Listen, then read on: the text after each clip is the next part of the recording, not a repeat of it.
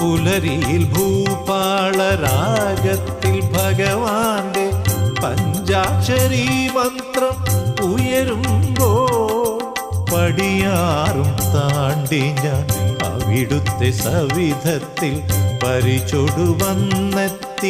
നിന്ന പുണ്യം എൻ്റെ പരിതാപമൊഴിയുന്ന സത്മുഹൂർത്തം.